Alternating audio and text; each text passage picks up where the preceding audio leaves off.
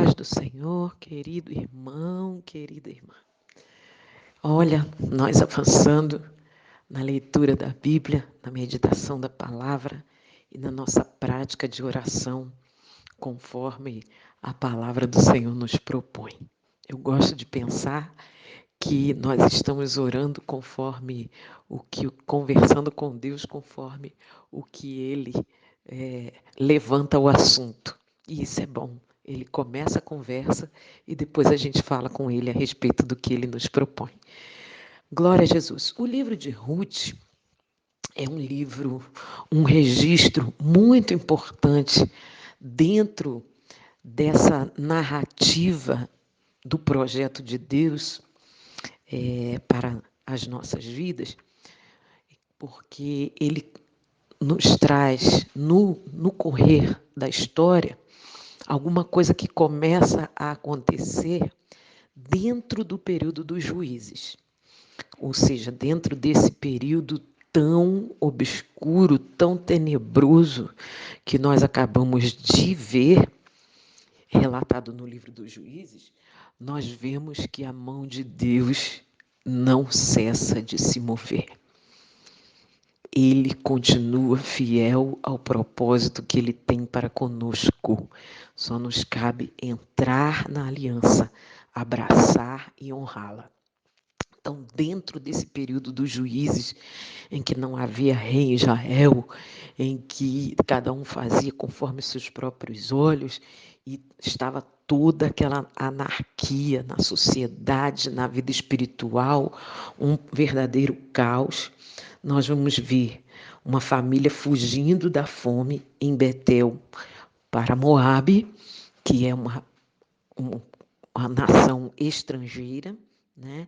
Moabe é um dos filhos de Ló e se tornou ali uma nação estrangeira, e uma família de Betel, de dentro de Israel, foge porque a fome dentro das suas terras. Então, nós vimos todo um desenrolar de uma história, quando ali chegam, e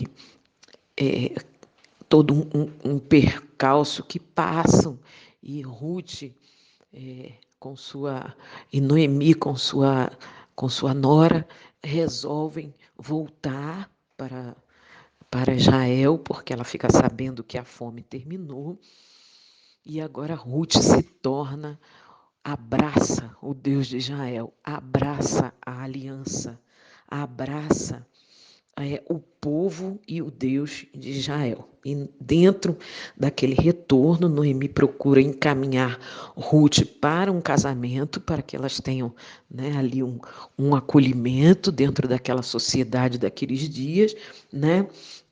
E nós vemos que Boaz se casa com Ruth e o filho do casal vem a ser o bisavô do rei Davi. Então a gente vê o Senhor projetando, desenvolvendo uma história, porque daquele período em que não havia rei em Israel e a situação estava daquela maneira, Deus já estava se provendo de um rei segundo o seu coração para a nação de Israel. Algumas gerações, né, antes de a monarquia até ser instalada, né? Nós vemos ali que o filho de Ruth veio a ser o bisavô do rei Davi. Então, algumas gerações antes, mesmo em período de grande confusão e anarquia, o Senhor continuava seguindo no seu projeto. Porque o rei Davi foi a linhagem do rei Davi, né? Um homem segundo o coração de Deus.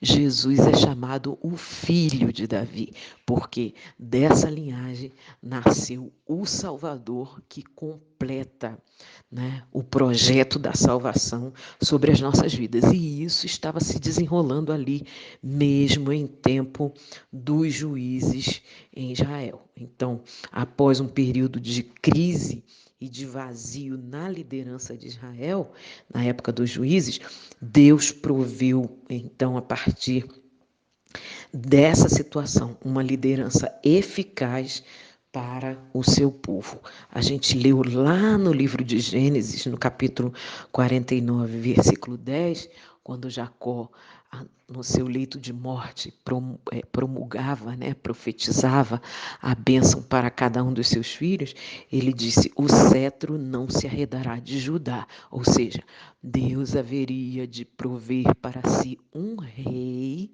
na tribo de Judá. Por isso que o nosso Jesus é chamado de o leão da tribo de Judá. E isso estava se desenvolvendo. Estava o plano do Senhor em livre curso, mesmo diante de todos os nossos tropeços.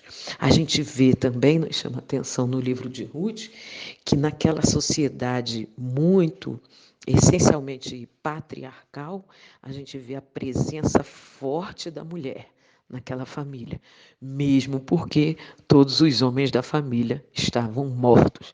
Morreu Elimeleque, morreu Malom, morreu Quilion, e agora as mulheres se levantam e se posicionam. Que nós possamos entender que para o Senhor, Ele nos chama ao posicionamento, homem ou mulher, Ele nos chama ao posicionamento diante da sua presença. E nós vemos forte também na figura de Boaz, a figura do resgatador, que era um costume até anterior à nação de Israel ser formada entre as nações ali daquele contexto, a figura do resgatador, daquele que assumia a responsabilidade da família se alguém estivesse em situação difícil. E aí, essa figura do resgatador aponta também para o nosso resgatador, que Jesus se levanta como nosso resgatador do nosso estado de fome, de miséria espiritual, material, em todos os sentidos. Então, a gente vê que somente Jesus cumpriu a promessa plenamente. Somente em Jesus todos esses atributos são cumpridos, Eles são pontuados assim na vida humana, na vida de cada pessoa, mas nenhum de nós consegue cumprir, nenhum de nós, porque os nossos pecados fazem separação entre nós e nosso Deus. Então, todas essas figuras, esses exemplos colocados para que nós observemos, apontando para aquele que se manifestou. Naqueles dias havia de se manifestar, mas nos nossos dias já se manifestou como o resgatador perfeito. Então, outra coisa que chama atenção no livro, a atenção, o amor e o cuidado de Deus aos que estão longe da aliança. Lá em Moabe, estavam longe da aliança. A aliança foi feita diretamente ao povo de Israel, mas ela é estendida a todos os povos, tribos, língua e nação. E quando o Senhor encontrou uma moabita disposta a dizer: o teu povo é o meu povo, o teu Deus é o meu Deus, abraçando a aliança, foi imediatamente acolhida, porque a promessa sobre Abraão era para abençoar todas as famílias da terra. E agora, Ruth foi mãe de uma nova descendência, a descendência de Jesus. Por isso a importância desse livro, por isso a importância desse relato. Por isso a importância de entendermos que mesmo no tempo dos juízes, com toda aquela situação, da maneira que estava, Deus continua trabalhando, não importa qual seja a situação.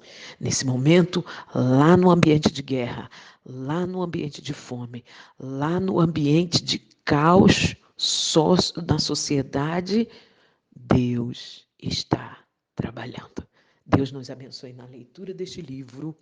A paz do Senhor.